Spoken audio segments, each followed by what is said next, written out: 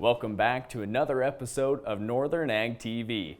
Well, finally, after 2 weeks of severe pressure and steep sell-offs in the cattle markets, the Futures Board is finally catching a breath of fresh air and focusing on the short-term fundamentals. If you recall back last week, President Donald Trump announced his plan to quadruple import tariff quota for Argentine beef into the U.S., putting cattle organizations on high alert. I recently spoke with Jenna Stanton, the Director of Policy and Public Affairs for the U.S. Cattlemen's Association, who said that the announcement truly caught everyone by surprise.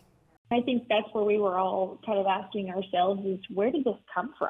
Trying to get a handle on, by and large, this is the president's voting base, and these are the folks who helped put him in office and helped get him to where he is, supported him from really the beginning of his first administration, certainly generally speaking, and that he would come out and make a statement like this, especially in a time where consumer demand is as high as it is. It's finally something that's reflecting the price. Things are consistent.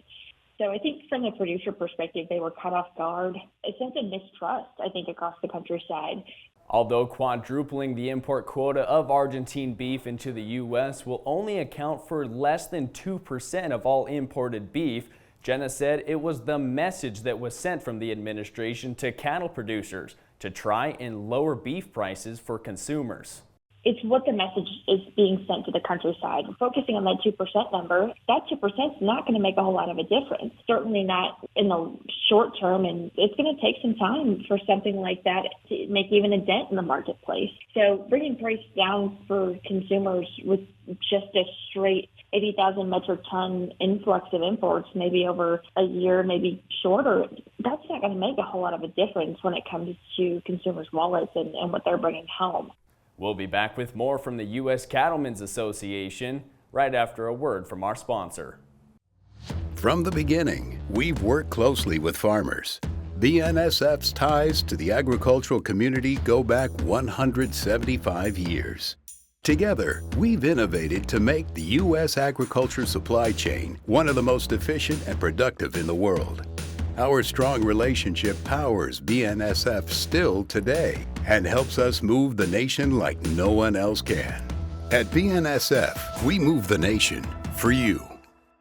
Well, it's no surprise that the cattle markets have been under severe pressure as of lately, with announcements like trying to revitalize our domestic cow herd, possibly reopening the Mexican border to cattle imports, or even importing beef from Argentina to lower beef prices for consumers has put the market in an absolute frenzy. Of course, the big question everyone's asking and everybody wants to know is what's next for the future of our industry.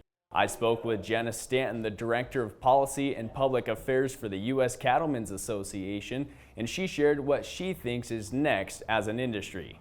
What's next for the producers is really, this is an opportunity that we've not had in a long time. A lot of us are on the same page across organizations. So really what's important for all of us right now is to come together, keep our message to the president clear. Our country and our producers produces the safest, most nutritious beef supply in the world. He's recognized that in the past. We need to bring that to the top of his mind. Our producers feel mistrusted. They feel betrayed a little bit. So how can we work together to restore that trust between the administration with producers and keeping government intervention out of the marketplaces and letting the market run its course? We're keeping an eye on the administration's efforts to lower beef prices, and when details are released, we'll have them reported. As always, you can stay up to date on this subject at northernag.net. I'm Colton Young. We'll see you next time.